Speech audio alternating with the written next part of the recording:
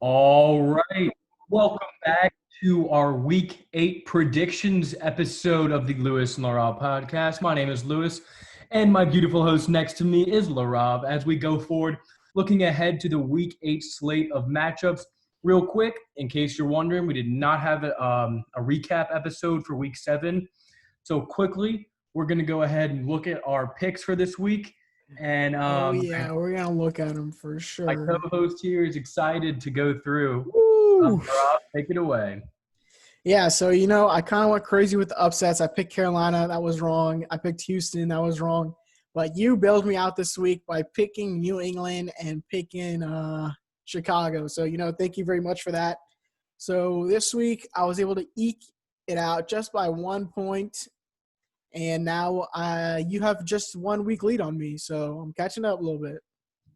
I got a little too frisky and picked the Patriots. I thought they were going to have a better performance at home. Clearly, I've overvalued this team. And the Bears, their offense is probably the worst in the league, including the Jets. But we'll get into all of that when we get over to the teams because those two teams are both playing this week. So we'll hit on that when we hit to those teams. There have been some trades throughout the league, so we'll address those whenever we get to the respective team as the NFL trade deadline is slowly coming up towards us. We'll hit all the teams in this week except for the teams on bye. Those teams include the Arizona Cardinals, Washington football team, Jacksonville Jaguars, and the Houston Texans. Enjoy your week off and get ready for Week 8 football. So, Laura, I'll be ready to get this thing started real quick. We were filming this on Thursday night, so Thursday Night Football is going on right now. We did not have a chance to officially make our picks, but we both had Carolina winning the game. As of now, the score is 19-17 Atlanta. Teddy Bridgewater just went down, so we're wishing him the best of luck. So we both would have had the same picks for that game. But anything to say on that, Laura? No, not really. Sorry to everyone out there that we weren't able to get a podcast episode up on Tuesday. We're both college students right now in sophomore year, so it's a little, we have a test and midterms and all that. So, just sorry for that little inconvenience for y'all. Yeah, and the news cycle this week wasn't too great. So, but like we said, next week we'll have a jam-packed episode ready and waiting for you as we are officially reaching the halfway point in the season. Don't worry, no 2-hour episode, but we're going to hit all the big topics going forward. The race for Trevor Lawrence, the race for the playoffs, where teams stand. It's going to be huge, so make sure you stay in tune for that. But right now, let's get into Week 8. So the first game on the 12 o'clock slate will be in Buffalo. We have the New England Patriots at 2-4 traveling to Buffalo to face the Buffalo Bills.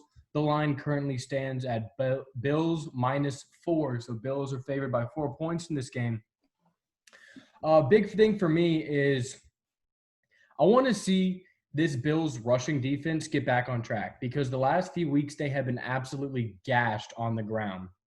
And this is where this Patriots team is the most effective on offense with Cam Newton, the emergence of Damian Harris in the backfield. They need to, they get their running game going. And if the Bills can't stick up front and stop this, Patriots rushing attack, which we saw the Bills last season and the first few games this season do a really good job of stopping the run.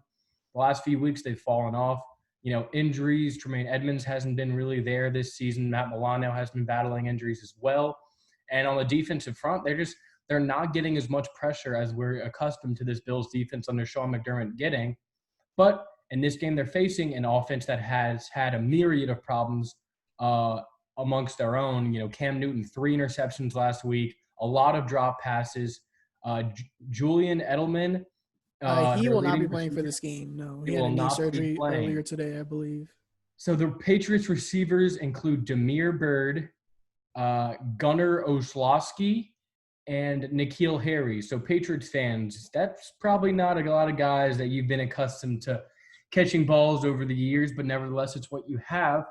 So I got to think this is a get-back game for the Buffalo Bills. They need to get their defense right. After dropping 2 of the last 3 games, I think they get back on track this week and improve to 6-2 and hold a commanding lead over the Patriots. Yeah, so you just said this is a get-right game for the Bills, but you know what? Last week was supposed to be a get-right game for the Bills, and You don't want to know how many how many touchdowns the Bills scored in that game? A whopping zero. Zero touchdowns for the Bills against a crappy Jets team that is looking to be one of the worst 0-16 teams of all time in NFL history. So the Bills, I had them as my favorites to win the AFC earlier on in the season. Josh Allen looking like he was going to be a MVP candidate this year. But so far, they've struggled very mightily in their past 3 games, dropping 2 of them and then barely eking out a win against the Jets. So if you can't have a commanding win over the Jets, I don't think you can have a commanding win over the Patriots. This is going to be a very defensive game overall, in my opinion. The Bills, they have the 2 stud cornerbacks with Tre'Davious White and Josh Norman, so they're not going to have any trouble with the Patriots receivers. So I expect Bill Belichick to get the ground game going a lot, like you said, with Damian Harris and Kemp, and do some of those design QB run plays. And then for the Bills, Josh Allen, you need to get right once again. I mean, you look at the Bills' schedule, or you look at the record. They're 5-2, and they win this game. They're 6-2. But look how they've playing the past couple of weeks. They've been struggling a lot. So I still have the Bills winning this one, but it's going to be a pretty tight divisional game at home. Yeah, another big matchup to look for in this game is the Bills receivers against the New England secondary. 2 of the best units in all of football going head-to-head. But like you said, this is going to be a defensive game. I think it's going to be more of an offensive struggle game. Not to give too much credit to these defenses, even though these are, 2 competent defenses. But both these offenses have struggled recently. So I think it's going to be a lot of sloppy plays, turnovers. But I think the team that's going to limit those turnovers and have bigger plays is going to be the Bills in this one. So I'm going to give them the advantage at home. I'm going to go Buffalo 21, New England 14. Yeah, I have to agree with you. Maybe I think you hit the nail on the head right there. Not great defenses, but struggling offenses. But I think the Bills can win this one at home, especially with the Patriots roster that has been lackluster at almost every position all season long. So give me the Bills in this one, a tight one, 17-14. Absolutely. All right, moving on to our next game of the 12 o'clock slate. We have the Tennessee Titans traveling to Cincinnati to face the Bengals. Tennessee favored by 5.5 in this game. Laraib, do you want to start us off? Yeah, so let's talk about the Tennessee Titans last week. At halftime, they're down big, but they're able to claw their way back into the game on the backs of Derrick Henry. And Ryan Tannehill, he had a solid performance despite the loss. But it all comes down to Stephen Gostkowski missing that 50-yard field goal. And I think if he makes it and they go into overtime, I think the Titans win that game because the Steelers, they played really sloppy in the second half of that game.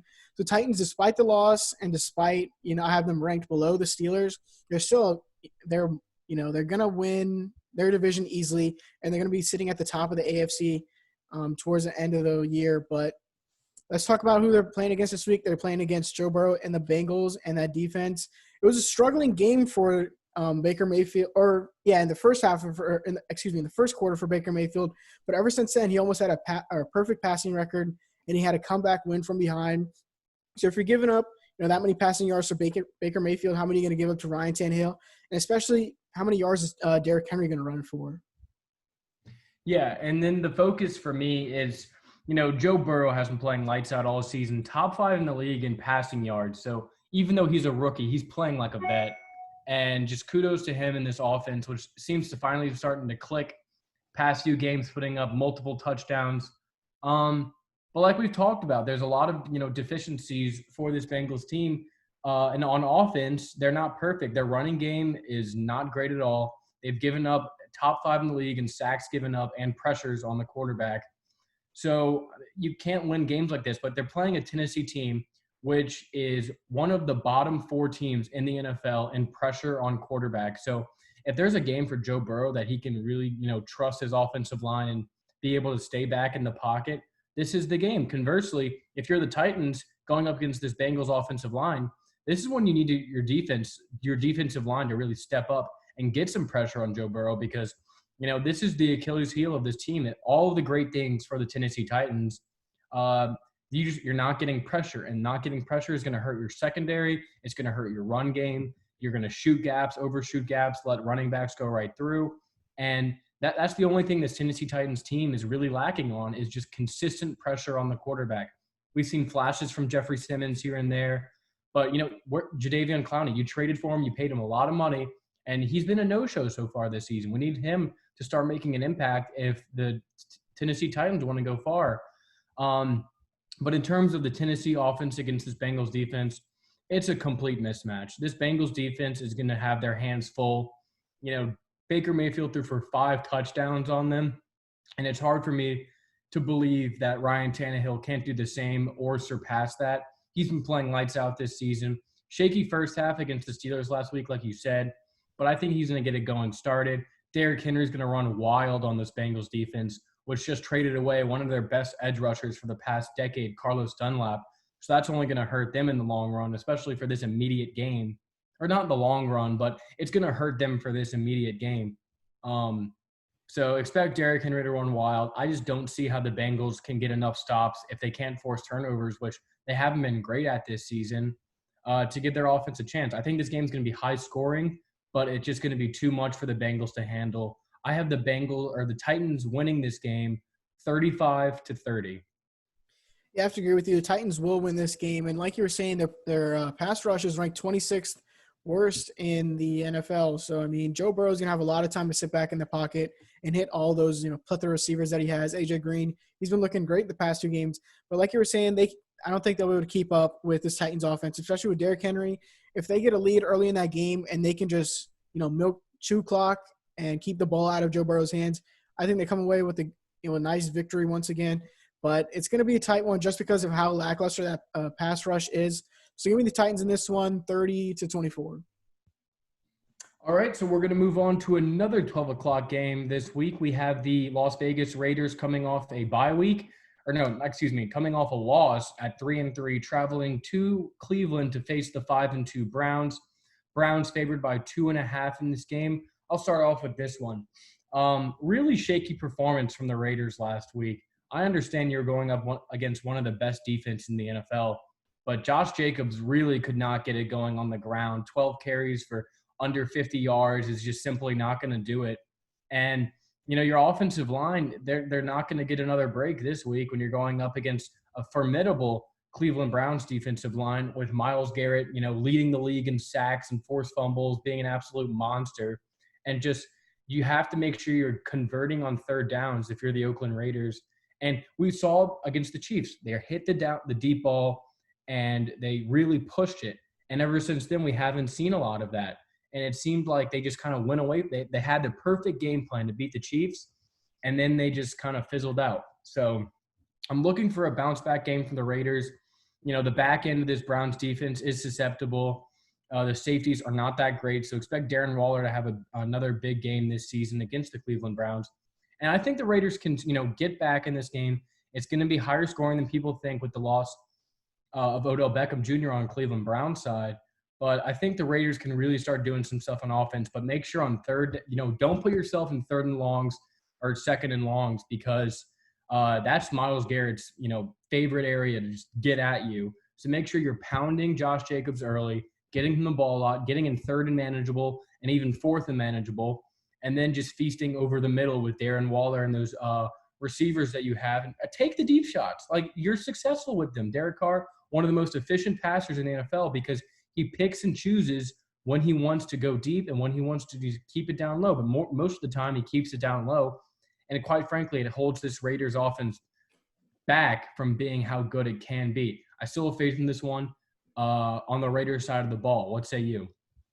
Yeah, so you don't know what type of Raiders team that you're going to get on any given Sunday. They beat the Saints and they beat the Chiefs, but then they come out and they get humiliated by the Buccaneers and the Patriots. So it depends on what type of team John Gruden's going to lead out there. And, for the Browns, they're 3-0 at home this season, but they lost OBJ. Myles Garrett has an ankle injury. Jack Conklin, offensive line, J.C. Treader, Wyatt Teller are all, questionable for this game. And then Las Vegas is 6th and best in passing offense this year, and Browns are bottom 10 in passing defense. So look for Derek Carr to really light it up in the back half of the field. And then Baker Mayfield, ever since Odell Beckham Jr. got injured in that game, he was lighting up. So it feels like a little bit of pressure of feeding him or having to feed OBJ the ball really got let off of his shoulders. So it's going to be interesting to see which one of these teams can come out on top this weekend.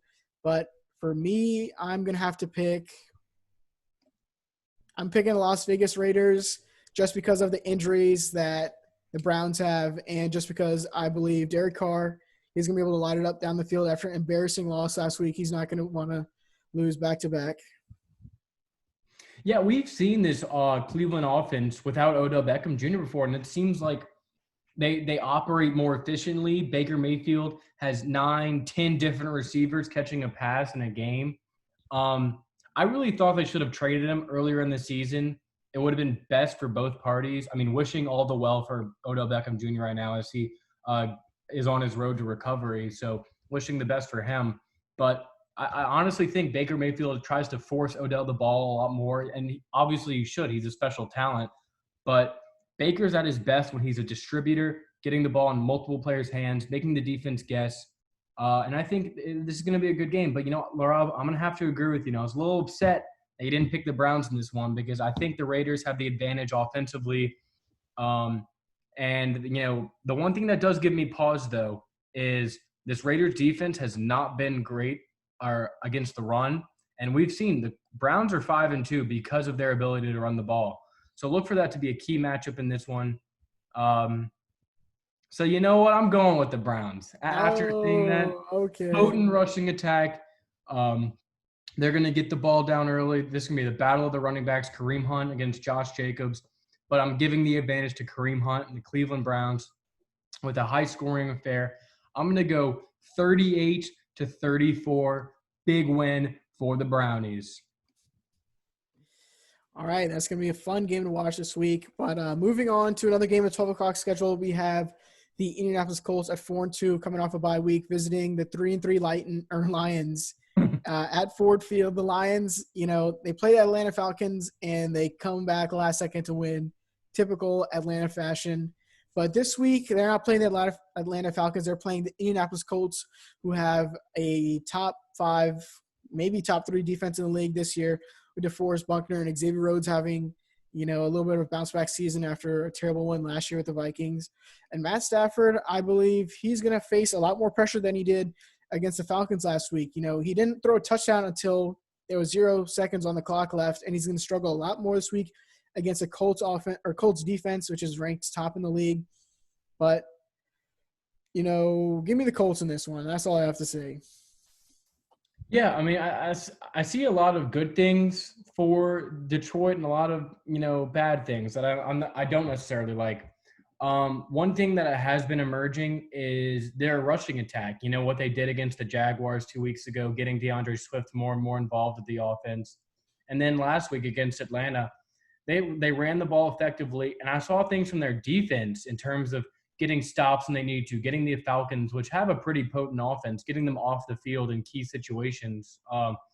And they are very aware defense, letting Todd Gurley score. So the score can be a little deceiving, but that was strategy on Matt Patricia's part. This is going to be a really good game, I think. Two teams, we don't have a big middle class in the NFL. There's not a lot of teams that really fit into that description. But two teams that I think, are perfect for the NFL's middle class are the Colts and the Lions. So, the record can be kind of deceiving. I think these teams are on pretty even ground. But the difference in this game is going to be turnovers. Phillip Rivers, 6 interceptions on the season. They just don't have the weapons to really get the ball down the field in key situations. Their offensive line is great. But I think, Detroit adding Everson Griffin on that defensive line is going to give them more depth, more versatility on their defense to really get after the passer. And it seems like Detroit thinks that they can get, make a playoff push this season if they're going to make a move like that. And because of that confidence, they think they can win this game. And I think they can win this game as well. So give me the Lions, give me Matt Stafford at home, beating the Colts. It's going to be a close one. It's going to be lower scoring too because of the takeaways. But I'm going to go pretty big here. I'm going to go 29-17 Lions. Really? This is interesting because whenever I look at this matchup, I see an average Lions defense going up against a great Colts defense, and then I see a below average Colts offense going against a below average Lions defense.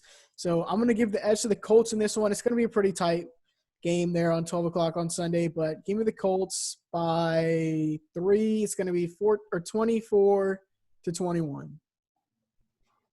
Quick thing to note, the Colts only 2 losses this season have been on the road, and they're on the road this week. That's a big thing to note, even though it is in the Dome. It's in Detroit. You know, And the Darius blue. Leonard he has a groin injury, so he's questionable for the game. All I'm But saying. I'm still picking the Colts in this one. Matt Stafford, you have to lead a comeback drive against Atlanta Falcons, and you have to score your first touchdown of the game with 0-0 on the clock. So, I mean, just give me the Colts in this one. They're coming off a bye week, more rested, and just better prepared. All right, so let's move on now to our next matchup of the week. We have the Minnesota Vikings traveling to Green Bay to face the Packers. 1-5 Minnesota, 5-1 Green Bay. Green Bay favored by 6.5 points this game. Big thing for me is just is Dalvin Cook? I think he's coming back this week. Believe – oh, no, he is 100% going to play. This game is confirmed by the coaches. Despite not practicing earlier this week, will be playing in this game. So that's going to be huge for this Vikings offense. You know, you get Dalvin Cook going. You know, the 2 receivers, 2-headed monster that they just found in Minnesota, Justin Jefferson, Adam Thielen, and then this offensive line that's been grinding all season. Kyle Rudolph, all-star tight end. You know, this offense is so good. You know what? I'm going to they're going to lose by 30. They're going to lose by 30. They're going to lose by 30. Okay. The Packers are just, you know – I think they could score a bit more on the Packers, but their defense has been so troublesome all season. It seems like in big moments, they always come up flat, come up short, and this offense has to constantly play catch up. But and no help to their, defense is Kirk Cousins giving Aaron Rodgers the ball. Kirk Cousins, 10 interceptions on the season, leading the NFL. I think he's trying to join Jameis for the 30-30 club that Jameis joined last year on the pace he's going. He might hit that mark. Let's see. Jameis certainly hopes he's not the only one in that club. But yeah, in this game, you give Aaron Rodgers the ball in any way, he's going to make you pay. And that's just the reality of it. You do not want Aaron Rodgers with more possessions, or he's going to burn you. 17 touchdowns, 2 interceptions on the season. Get Aaron Jones more involved in this game. We saw him get more involved. And there's rumors, Devontae Adams, who just came off a monster game. There's rumors that a Texans receiver, Will Fuller, is in trading talks and could potentially end up in Green Bay. We'll see what happens with that. But as of now, even without Will Fuller, this Packers offense is elite, and it will certainly be more than enough to take down the Minnesota Vikings in Lambeau Field. Vikings might have, just a little bit of a chance in this game because Jair Alexander, whoever he's guarding, he's going to lock them down. I mean, I saw a stat earlier this week. He went against Will Fuller last week, 0 yards. Went up against Mike Evans. He gave up 0 yards. He went up against Michael Thomas. Or no, excuse me, not Michael Thomas. I don't know. He's gone against, a plethora of great wide receivers this year. And he hasn't given up a single yard. So, I mean, whoever he's guarding on, Justin Jefferson on the outside or Adam Thielen in the slot, he's going to lock them down. So, if they can feed whoever's open the ball, they might lose by 20 in this game because we saw Devontae Adams have a coming-out party last week. And even with Aaron Jones out, they were able to pound the ball with Jamal Williams. And Aaron Jones, I believe he most likely will be playing in this game. So, Packers offense almost back to, fully healthy except for Allen Lazard. He's still on IR with the core surgery. But if they get Will Fuller, this Packers offense looks like it's going to be one of the best in the league. Certainly. So for my prediction in this game, I'm going to go the Vikings don't belong on the same field with the Packers. Packers are going to win this division. So give me the Packers. I'm going to go 34-17 in this one. Give me the Packers in this one. Maybe not 34, but maybe 38. Maybe 30 and Vikings 20. All right, so a little bit closer in your eyes. So that's all for that matchup. We're going to move on to one of the more exciting matchups of the week. Everyone wants to see it. Game of the week right here. Le'Veon Bell revenge game against the almighty Jets. The 0-7 Jets traveling to Kansas City to face the 6-1 Chiefs, who just came off a dominant win against the Broncos. The line in this game is 19.5 points, by far the largest line we've seen all season, and that is not in doubt. whatsoever because of just the talent disparity between these two teams. Sam Darnold will be playing in this game. There's not much to say. We both have Kansas City winning this game. This will be my lock of the week by far. This is probably my lock of the season. Le'Veon Bell, he's going to be back in this game. And I really love what the Chiefs have done recently, getting the rushing game going. It seems like they know what they can do in certain spots to where you don't have to ask Patrick Mahomes every single play to be amazing. You can just say, hey, Patrick, save yourself. And if it's a third down or we need like a big play, then you can do your stuff. But they're getting the short game going. They're getting the running game going. And after that loss against the Raiders, I came on this podcast and I said, this is exactly what they need to start doing because they're getting a little too predictable on offense, just trying to go for the kill shot every single time. So make Patrick Mahomes a precision passer. And this game is an utter mismatch. He's going to absolutely dice up this Jets defense, which has no chance in this game of stopping the Chiefs. Le'Veon Bell is going to have the biggest chip on his shoulder just to prove the Jets wrong, that they mismanaged him. And when he's with a good, stable franchise, he's going to work wonders for them. So, yeah, give me Chiefs by 20. I like that. I'm going to go 34-14. A lot of 34 points being scored by different teams in this week for you. But, you hit the nail right on the head a couple of weeks ago. The Chiefs offense has to get it done in more ways than just one, just not from Patrick Mahomes. And last week, I really like what I saw out of them. You get a special teams kickoff for a touchdown. You get an interception for a touchdown. So take the pressure off of Patrick Mahomes.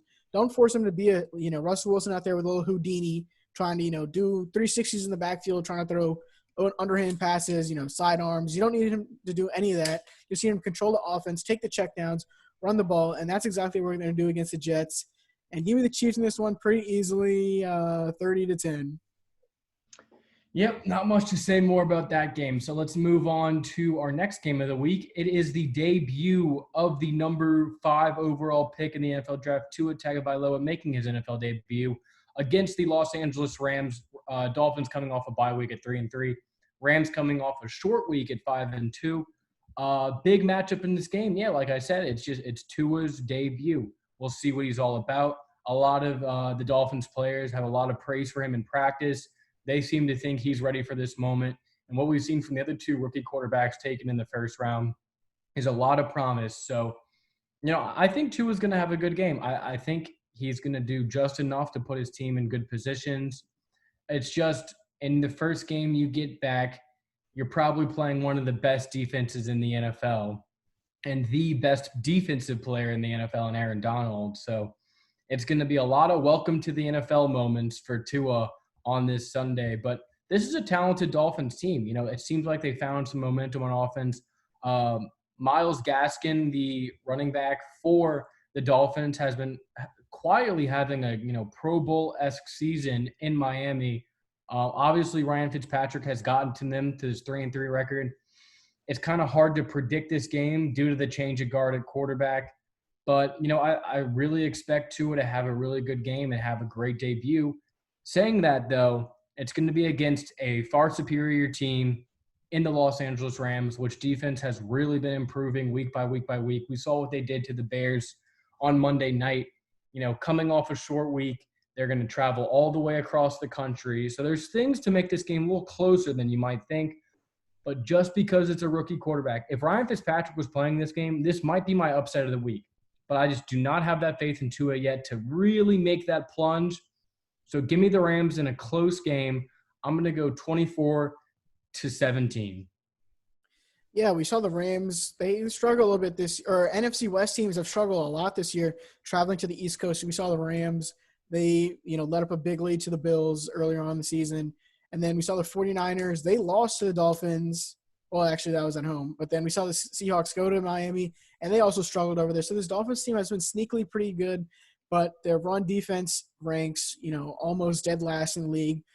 So that being said, I think the Rams are going to just run the ball. Jared Goff, I really liked what they did against the Bears defense, right? We talked about a little bit the predictions from last week, how you got to get the bootleg going, dump it off to Robert Woods, dump it off to Cooper Kupp, let your playmakers get the ball in space and let them work. And that's what they did against a great Bears defense, and they're going to have to do it again against this Dolphins team that has been given these NFC West teams some fits so far this season.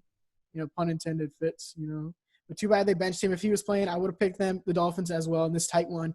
But that being said, I think Tua Tagovailoa is going to have his hands full with Aaron Donald this week. So give me the Rams in this one pretty easily. I'm surprised that it's only -3.5.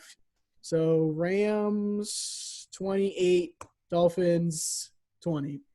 Well, let's not take anything away from this Dolphins team. I think this will be a tight game just in the sense that, like you said, traveling all the way off a short week. They played Monday night all the way to Miami, where they've had trouble before. They had a really close game against the Giants earlier in the season, which they easily could have lost. But it's the thing that we both said, with Tua now at quarterback, it's really hard to predict this one. So we're going to go with the known commodity. We're going with the Rams in this one. And, hey, Rams, if they win this one 6-2, that's key. We'll see. All right, let's move on to the last 12 o'clock game, probably game of the week. Steelers at 6-0 visiting the 5-1 Ravens in Baltimore. And you know what? I just want to say shame on you, NFL. Shame on you. This is the best game of the week, and it's going to be on 12 o'clock. And instead, we're going to watch Ben DiNucci go against the Eagles defense on Sunday Night Football. I mean, this is just atrocious. This is going to be one of the we're going to look back at the season, and this is going to be one of the greatest games that we're going to have so far this season. But that being said, the Steelers, last week we saw what they did to the Tennessee Titans in the first half. And then, Ben Roethlisberger and that offense, they let their foot off the gas, and they allow the Titans to crawl back in that game. And, like I said, if Steven Gostkowski makes that field goal, I believe they lose. But, Mike Tomlin, he's not going to allow that happen. He's going to lead this team once again against this Ravens defense, which they just traded for Yannick Ngakoue. What was it, earlier this week or sometime last week? And, get that pass rush going a little bit more. Like we said, they've been a little bit lackluster despite all the playmakers they have. But Steelers, they have too many weapons on the offensive side of the ball with Deontay Johnson, Juju Smith-Schuster, and Chase Claypool, along with James Conner and Benny Snell Jr. So if Ben Roethlisberger can limit his turnovers, we saw he had 3 really bad interceptions against the Titans last week that kind of allowed them to get back in the game. If he can limit the turnovers against this Ravens, stacked defense, I believe they win this game pretty handedly. This is a Baltimore Ravens team that if you do turn the ball over, they are the deadliest team ever since Lamar Jackson became the starter for the Ravens team. When they win the turnover differential, they are undefeated 23-0 in those games. And what I've seen from Ben Roethlisberger recently is an inability to just, play consistently. And quite honestly, I don't think he can fit balls in the windows that he thinks he can. He's getting to that point in his career. He just had a major elbow surgery last season, or injury last season. And, he's still playing well. Like, it's still Ben Roethlisberger. You still have trust in him as your, 6-0 starting quarterback, obviously. But he's not prime Ben Roethlisberger. We can all admit this is a different Ben. He lets a lot of balls sail, a lot of balls over his receivers' heads. So, and if that happens in this game, which I think it will, that's why I'm picking the Ravens. But you just cannot do that because this Ravens team is, they're so good at capitalizing off turnovers. And another thing that, worries me about this Steelers team is the back half on their defense. I think this defense, it lets up towards the second half of games, and I don't understand it. They do so well in the first half, and they just take their foot off the pedal. Maybe it's a lack of focus, and against a Ravens team in your division, which you're fighting for first place to beat, that focus is, a mainstay all game because you realize who your opponent is, which, it's human nature. You just take your foot off the gas when things start to look easy. And in this game, things will not be easy because I think this is going to be a game which the Steelers are going to be down and they're going to have to try to get back. And it's going to be on their receivers and, Claypool's, Smith-Schuster, and Deontay Johnson, who had a big game in his return last week from injury. So, are they going to be able to, win a game from behind, which, with the weapons they can, but also when you're coming back, you're going to put Ben Roethlisberger in a lot more compromising positions. They bring Yannick Ngakoue in via trade from the Vikings. So he's going to be able to step in and get some pressure to help that defensive line out, which has not been that dominant this season. But he's definitely going to help that unit go forward. And I think that, these ball hawking cornerbacks, Marcus Peters, Marlon Humphrey, who are just going to force turnovers, cause hell for those Steelers receivers, they're going to do just enough to get Ben Roethlisberger off his spot, make some dumb plays, and this Ravens offense is going to capitalize. So give me the Ravens in this one. This is going to be a great game, like you said. The Steelers front seven against the Ravens rushing attack is going to be amazing to watch. And then the other side of the ball, the Steelers flashy receivers against these hard-nosed, aggressive Ravens cornerbacks and safeties. This is going to be the game of the week. Shame, shame, shame. We're not watching this in prime time. But, hey, I don't care when I see it. I just want to see this game. But give me the Ravens in this one. I'm going to go 26-20. Yeah, so if you're talking about Ben Roethlisberger going against this, stacked Ravens defense, let's flip it on over. The Ravens are the number one rushing team in the NFL and, almost 100 or around 160 rushing yards per game. But this week they're going against the number 2 ranked rush defense in the NFL in the Pittsburgh Steelers, who give up less than 70 yards rushing per game. And we saw earlier on in the season when the Ravens played the Chiefs stopped the run and they put it all on Lamar Jackson to throw the ball. And the Steelers are going to do exactly the same thing. Can Lamar Jackson not rely on the run, not rely on his legs, use his arm to tear up the Steelers defense, which in the back half, is kind of lacking some playmakers despite having Mika Fitzpatrick. So even if Big Ben throws some turnovers, I still think the Steelers can pull this out just because Lamar Jackson, he hasn't proven to me so far this season that if it's only his arm and he needs to win the game, he can't do it.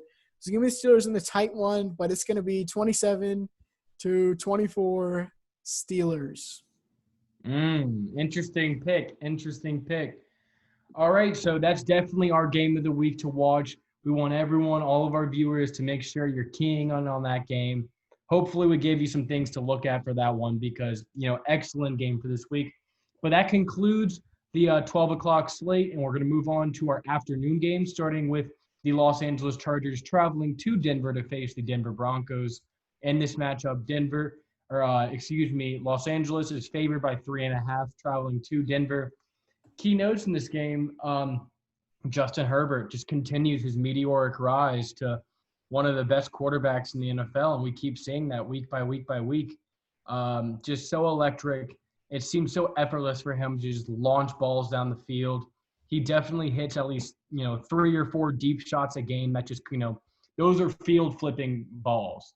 It helps the offense tremendously. He has those big threats on the outside, Keenan Allen and Mike Williams, to really stretch that field. Then he gets down working in the Hunter Henrys in the intermediate. He has all the weapons he needs. This offensive line is playing a lot better since, that Saints game. It seems like they found their rhythm against the Jaguars, granted the Jaguars. But now it's a different test that Justin Herbert has yet to face as he is traveling to Denver. Now, this is not, the snowing and cold Denver that we saw last week, but it's still Denver, 56 degrees in late October. Or by then, it'll be early November. So definitely look for Justin Herbert to face a new test, first time playing in Denver, a place that he will be playing in a lot more times in the future as the Los Angeles Chargers starting quarterback against this Denver defense that just looked outmatched against the Chiefs last week. The Chiefs ran the ball all up and down this Broncos team, and it seemed like they had no match to really help themselves in this game. So I think the Chargers have the advantage offensively. And Justin Herbert, he's kept the ball clean, and if he can do that in this game, Chargers should get out of here with a win. Yeah, their defense, they're not going to have their hands full. Drew Lock has he's the lowest rated passer in the NFL this year. And, the Chargers defense, credit to them, they only give up 6.5 yards per pass or attempted pass this year. So, Drew Lock, I think if Broncos have any chance of winning this game, it's going to be on the backs of Melvin Gordon and Philip Lindsay. We saw what James Robinson did last week. He had another, undrafted rookie. He's having his career season this year, or his only career season this year, but he's a great one nonetheless. And, he did against his Chargers team with Joey Bosa and Melvin Ingram. But those players are going to they're getting some more rest this week. They're going against a Broncos team that's still, ranked 10 in the league or when adjusted for DVOA. So Justin Herbert, he could come back down to earth this week, but I think the amount of times he's going to have the ball this game, he's going to put up a lot of flashy numbers once again. So give me the Chargers in this one pretty easily, 28-20.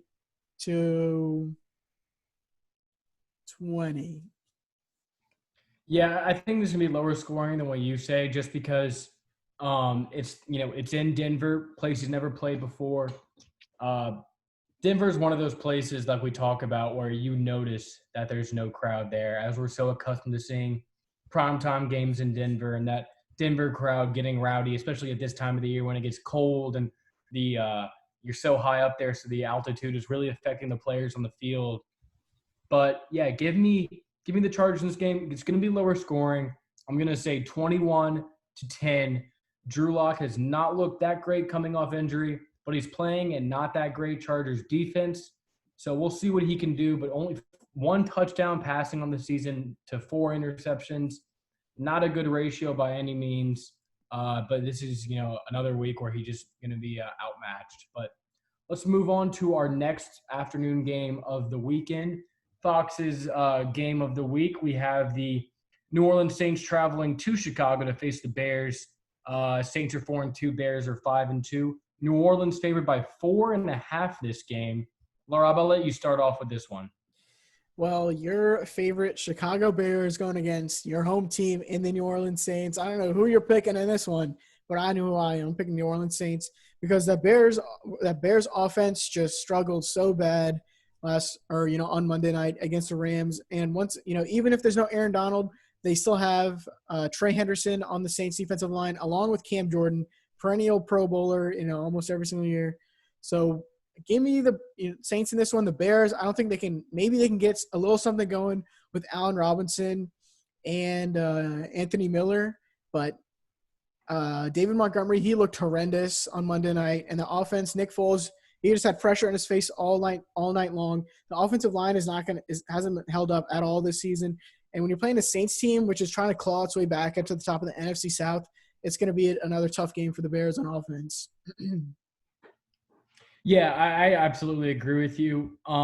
Big thing for me that made me smile so wide today, Michael Thomas returned to practice. Now, that does not mean he's going to play on Sunday, but he's making progress, and that's all I love to hear right there. But besides that, like you said, there's just so many problems with this Bears offense. And Saints with top 5 rushing defense in the league going up against probably the worst rushing offense. I don't have the exact numbers for the Bears, but just eye test watching their games, their rushing offense is putrid. They simply cannot. It is ranked dead last in the NFL. Dead last. And is it, there's a lot of conversation. Is it Matt Nagy's play design, lack of creativity, just running it on first down every single drive? Also, they were put in horrible field position a lot in that game. Credit to Johnny Hecker, hell of a punter for the Los Angeles Rams, really underrated in how they can affect the game.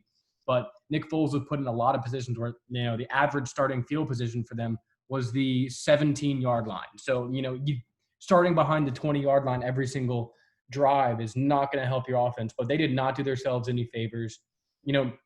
Nick Foles really doesn't have that deep ball, big threat receiver on that team to really stretch the field. And they, early in the season, they lost Tariq Cohen, one of the most versatile weapons on this team, do it all in the backfield, running the ball out of the receiver position in the slot.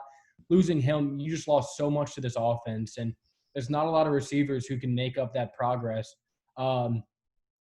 But, yeah, look for Jimmy Graham to have a big game against his former team. It's not exactly a revenge game as he left over 6 years ago, but that's one of the only, offensive threats that Nick Foles has at his disposal. And the Saints are one of the worst teams at giving up big plays to tight ends this season. So that's the only thing for the Bears offense that I have a glimmer of hope. But I'm going to flip it over to the Saints offense, which if Michael Thomas comes back, that's huge. But, on third down against the Panthers, they were just absolutely on point, moving the ball. Deontay Harris and Marquez Callaway were your 2 starting receivers, and they still made it work. Getting Jared Cook involved, Alvin Kamara, of course, is going to be a monster in the backfield in every facet of the offense. And Drew Brees, ever since, he got a lot of slander after that loss to Oakland and, week 2 of this year, to Las Vegas, excuse me. Ever since then, he has been on point, leading the league in completion percentage like usual. 11 touchdowns to 3 interceptions. That's all you need. Just be efficient, make the right plays, don't turn the ball over, and you should beat this Chicago Bears team. I think it's going to be a lower scoring game because, we know how Drew Brees is on the road, even though it's a little overplayed in my eyes as a Saints fan. But this Saints team is going to absolutely take advantage of the Bears on offense. And I'm going to say 24-13. Give me the Saints. Yeah, we saw Drew Brees struggle a little bit early on in the season, like you said, but now that he has a rapport with Emmanuel Sanders, with Antonio Callaway, and everyone else, and then you have the ace in the hole with Alvin Kamara, the best running back in the NFL. I mean, the Bears, they have a great defense, but however many punts or turnovers they're going to have on offense, they're going to be too tired to stop the Saints. Offense has finally been able to put it together. So give me the Saints in this one, 27-17. Yep, I completely agree with you. But now we're going to move on to another huge game this week, another potential primetime game this week. But you can't have the Seattle playing in every primetime game, as even a Seattle fan hopes that you don't have to watch their team every single week because every single game has been a complete roller coaster. But looking up in this one, we have the San Francisco 49ers 4-3 traveling to Seattle 5-1 in this game. Big thing to note, wide receiver Deebo Samuel will be out for this matchup. And any news on Jamal Adams, if he's going to be returning for this game? He is questionable for this game, but I think most likely he will not play, and neither will newly acquired defensive lineman Carlos Dunlap. And another thing to note, much to Seattle fans' chagrin, as they saw how the end of last season went, all 3 running backs on the injury report. That was a huge problem for Seattle last season when it was just a cluster of injuries at the running back position that really limited their running attack. But they're facing a 49ers team, which their starting running back will be Jeff Hasty. So, it's not going to be the greatest running back play for either teams. But let's get straight into this analysis. So we saw last week the Seattle defense, just could not get pressure on the quarterback. That's why you bring in a Carlos Dunlap. They could not stop Kyler Murray. Kyler Murray threw the ball 44 times in that Sunday night game. And do you know how many times he was hit in that game? 0. He was not hit once. 44 dropbacks, 0 hits. And that's an absolute concern because now you're facing Jimmy Garoppolo, who under pressure is not that great of a quarterback, but give him time. He will absolutely dice you up. George Kittle, Brandon Ayuk on the outside, getting into all those playmakers that the San Francisco 49ers will have. And you have to assume Kyle Shanahan's going to have the perfect game plan set up to really exploit this struggling Seattle defense. And if they simply cannot get pressure, the 49ers are going to run this Seahawks team into the ground. So you're going to, again, putting all the pressure on the Russell Wilson. And, we love to say let Russ cook, but this is a thing that I've been noticing. We haven't talked about this yet, but it just came to my mind. We say let Russ cook because we see the potential of this offense when you give Russell Wilson the reins. But do you see a situation in which every single week he has to put so much on his shoulders to just keep, fighting in these super close games to get this team wins, that it's going to become the end of the season and he's just fatigued. He's just done. Yeah, I mean, in the past couple of years, the Seahawks have had one of the, top-ranked defenses in the NFL. And, you run it on first down, run it on second down, throw it on third down, and you punt it. And that defense is able to, give you some breaks, get some turnovers, stop the other team's offense just a little bit. But this year, as we've seen, we're saying let Russ cook because, if you don't let him cook, then you're losing these games by 20, 30 points just because your offense, if it's not Russell Wilson cooking, then you're losing because that defense is not stopping anybody. And once again, this week – That's absolutely fair but do you worry in the long term putting so much on his shoulders this early on to the season in which previous years, yes, you had better defenses, but you prioritized the running game, and in close games towards the end, then you let Russ cook. But he's doing it from the jump every single week. And we saw last week those, it got to him, throwing 3 interceptions against the Cardinals, whose secondary isn't anything to write home about. And a lot of those were just, what are you doing, Russ? Like, it was just totally uncharacteristic of him. So I'm starting to think that, let Russ cook. Obviously, MVP season, he is the best quarterback in the league right now. But towards the end of, it's going to become playoff time. It's going to get colder. Is he going to break down? And I think that's definitely a possibility because of how much he has to do. Look what Kansas City's doing with Patrick Mahomes right now. They're letting him run the ball more. They got all these playmakers around him, shorter passes. They don't have to do as much, control the clock, getting it more of a manageable game to where you say, hey, Patrick, all you got to do is make 3 or 4 plays for us. But for Russ, it's like, hey, we need these, 20 to 25 plays if we're going to even win this game. You look at Russell Wilson, and this guy has a mentality of a champion. If you read anything about this guy, if you look into what he does, he has a mindset of someone who constantly wants to win, no matter circumstance, no matter how many interceptions he's going to throw, no matter what comes his way. He has a mindset of a champion. He's already won 1 Super Bowl. And we all know what happened in the other Super Bowl where he throws an interception at the 1-yard line. But nothing brings Russell Wilson, nothing brings Pete Carroll down. They're the most positive people in the NFL, in my opinion. And no matter the situation, no matter how many interceptions, we go back to a couple years ago. You play the Green Bay Packers in the NFC Championship, and you have 5 interceptions in that game, and you're down by however many points, and you still claw back in that game. And you're talking about the fatigue a little bit, but I believe someone with a mindset like Russell Wilson, he doesn't let anything bother him like that. No, he definitely has the heart of a lion. Like, we know what he's capable of on a week-to-week basis. But I'm just kind of like thinking right now, in previous years, how they sort of limited him a lot more than they're doing this season, where there's unleashing Russ, which, he's one of the best in the league at taking care of his body, getting down when he needs to. So you don't worry about that often. But I'm worried that it's going to get towards the end of the season and we're going to see a little bit of breakdown, a little bit of shortness from this offense and their defense not doing them any favors. That's why they make this big move for Carlos Dunlap to hopefully get some more pressure on the quarterback. Because like we said with the Titans, the Seahawks have a similar, but in my opinion, a worse problem. Pressure is their secondary is good, contrary to, what a lot of people are saying. They're going to get Jamal Adams back, and that secondary is going to be one of the best units in the league. But it's a very complimentary game. You can't cover for over 3 seconds. It's just not possible in today's NFL. You need pressure if you're going to win games, just frankly, against good offenses, against the Green Bays, Tampa, New Orleans of the NFC. You need to get to the quarterback, and that's not what they're doing right now. So in this game against the 49ers, if they can't get pressure, which I don't think they can in this game, I'm worried about Seattle's chances. And this is a game where you're not going to have the ball a lot. It's like that Vikings game. They're going to pound the ball, and let Russ cook is going to be on the sideline for most of this game. So you need to make sure you take advantage of every opportunity you have on offense. And if you make those turnovers like you did against the Cardinals, the 49ers are going to make you pay. So I like the 49ers in this matchup against Seattle. But, hey, this is going to be a close game. It's going to be a great game. But definitely a lot of big implications could be going towards the future for both these teams off the outcome of this game. Yeah, and both teams, they've been hit with an injury bug just a little bit. I mean, like we said earlier, Deebo Samuel is out. But for the 49ers on defense, Jaquiski Tart, he's questionable. Quan Alexander's questionable. And Jimmy Ward is questionable.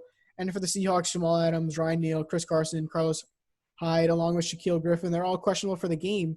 So both these teams are banged up. And, the one bright spot that we talked about earlier on the season was that Seattle, run defense are able to be, kind of stop just a little bit whoever they're going against. But then they got exposed against the Vikings, and they got exposed once again against the Cardinals. So it's going to come down to, can Russell Wilson, if he throws 3 interceptions once again, they lose this game. But I don't think that's very uncharacteristic of him. If Kyle Shanahan, if he can keep him on the sideline, and, run the ball for 300 yards, the 49ers lead the league they're in the top of the league in rushing offense this year. So it's all going to come down to the Seattle defense. Can they slow down the 49ers offense just a little bit? Deebo Samuel is out, and it's all going to be on the shoulders of rookie Brandon Ayuk. So maybe they struggle just a little bit with the passing game But like we said, or like you said, with no pass rush, the Seattle defense is going to have their hands full. But it's all going to come down to Russell Wilson. Can he have some more late game theatrics to win them this game? And I think he does. And Seahawks win this one. Another tight game. But give me Seattle in this one, 30-27. All right, definitely one of the better games of this Sunday slate. But now we're going to move to the last game of Sunday, the Sunday night game.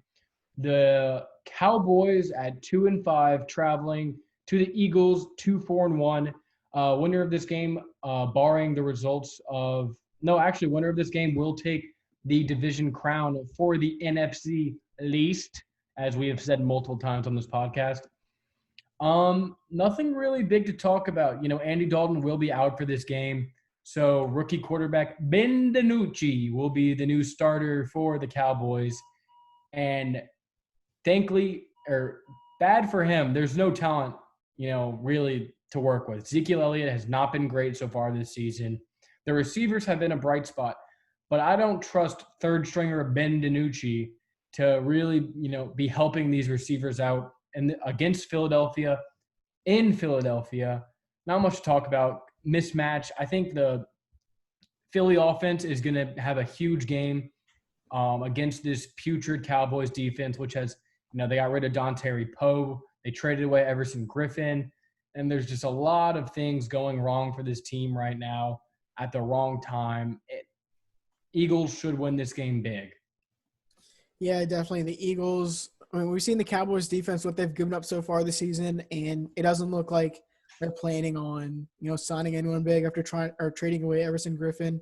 So give me the Eagles in this one pretty easily. If Miles Sanders doesn't play, expect Boston Scott to have another great performance like he did against the Giants last week. Give me Eagles in this one, 27-17.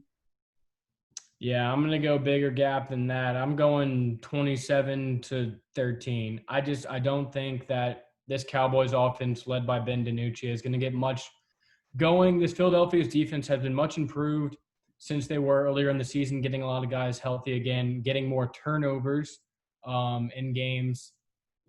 I think this offense is really going to start clicking. Carson Wentz is going to have a big game against this horrible defense. But if the Cowboys find a way to win, this truly is the worst division in football. Because maybe the Eagles, they get some guys back, they get healthy. They can make this a respectable, somewhat respectable team to look forward to going to the playoffs. But you lose this one. Oh, man. Oh, man. But that's all we have for the Sunday night game. So that concludes Sunday's NFL action. But we have one game for Monday night. We have the Tampa Bay Buccaneers traveling to New York to face the New York Football Giants. Giants coming off a Thursday night game loss against the Philadelphia Eagles, and Buccaneers coming off a win at Las Vegas. This game is going to be very tough for the Giants offense, as you will not be able to run against the best run defense in the NFL, which is the Tampa Bay Buccaneers. And it seems like Brady has just hit another gear this season. 18 touchdowns on the season. Chris Godwin will be out in this game after breaking a finger in the game against the Raiders last Sunday. So he's going to be out, but you still have Mike Evans. You still have Gronk, Scotty Miller, a lot of those weapons. And then, hey, Buccaneers, look who's coming around the corner. Antonio Brown. He's going to be available for Week 9 against the Saints. So that's definitely something to look forward to. But don't overlook – I'm going to give the Giants some credit here because I'm seeing a lot of positive things from them that I haven't seen the past few years. It seems like Joe Judge is going in a positive direction. Every single game is at least close. They're competitive. And we saw this from the Dolphins last season. Yeah, they didn't have a great record. Yeah, they were in the position they were to take Tua, from the start. But they started like 0-10 and finished the season 5-4 or 0-7 or something like that. But they finished with a positive record in the last 9 games of the season, including knocking off the Patriots in Foxborough, the final game of the season. So I really like the direction this Giants team is going in. They're competitive. Their defense is really good, underrated good. Blake Martinez is the middle linebacker having an outstanding season. Dalvin Tomlinson and the defensive tackle is just getting his hands up on every single play, always making an impact. And their secondary isn't bad either. James Bradbury is having a great season for them. including Jabril Peppers, who has come on big for them recently. So there's definitely a lot of promising things for this Giants team. But in this game, Danny Dimes will be turning the ball over a lot. And I don't trust this defense to completely shackle the Buccaneers offense, which has looked explosive the past few weeks. So give me the Giants in this game. Yeah, so Daniel Jones in 20 career games has had 34 turnovers. So he's averaging almost 2 turnovers a game. And I expect that to continue once again against maybe the best defense in the NFC, ? Exclamation point. We have to look. We have to keep on watching what happens this season, but they've looked outstanding, especially on that front seven. And I expect Daniel Jones, maybe he fumbles the ball 3 times this game. I mean, God knows what's going to happen to Daniel Jones. Maybe they have to, bring a fucking stretcher out onto the field to take him off. But excuse my French, but Tom Brady, he's quietly been sneaking into the MVP conversation this year, passing the ball around to a lot of different receivers. Bruce Arians came out and said earlier this week, Mike Evans, his first catch came with 2 minutes or, late in the fourth quarter, and he doesn't complain. And he expects the same thing out of Antonio Brown once he comes back to his offense. So this offense, they don't, Tom Brady, he's in complete control. He doesn't have any pressure to feed anyone the ball. And then Ronald Jones and Leonard Fournette sneakily have been very good this season, being able to run the ball effectively. So give me the Buccaneers in this one. They will be my lock of the week. And they're going to win 28-14 despite Chris Godwin not playing. Yeah, I'm going to go a very similar score. I'm going to go 28-13 on the other end. There's going to be a turnover in this game by Daniel Jones, confirmed. Like you said, that stat is absolutely harrowing for Giants fans to listen to. But like I said, you're staying competitive. You're in these games. Just stay competitive against the Buccaneers. Who knows what can happen? You might be able to pull it out in the end. Please pull it out in the end. No. But things are on the up and up for your team. Great promise. Just keep on doing what you're doing. However, Bucs get this one, moving on to 6-2 on the season. That will conclude our picks for this week. But before we let you go, we have our locks and upsets of the week. I'll start with my first lock. I already said it earlier. This is the biggest mismatch of the NFL season so far. The Super Bowl champions against the worst team of the decade in the New York Jets. Give me the Chiefs to win this one at home convincingly. Yep, and for my lock, I will be going with the Tampa Bay Buccaneers. We just talked about it. Daniel Jones, even if this Buccaneers offense is not too good, Daniel Jones is destined to turn over the ball somewhere in his own, 50 or 40-yard line to give them easy field position. So give me the Tampa Bay Buccaneers pretty easily, even when they're on the road. And also, so my upset of the week will be the Pittsburgh Steelers. They are Baltimore is a -4. Lewis, thank you so very much for telling me just before we started the podcast. So the Steelers -4. They're my upset of the week. And my upset of the week is the Detroit Lions going at home, beating the Indianapolis Colts to advance to 4-3 on the season and maybe make the playoffs in the NFC North. Who knows? But Matt Stafford gets it done for the Lions. All right. I think that will just about wrap it up for this episode of predictions for Week 8. Before we go, if you text me a picture of if you text me a picture of Daniel Jones throwing an interception or fumbling the ball, I will Venmo you $5.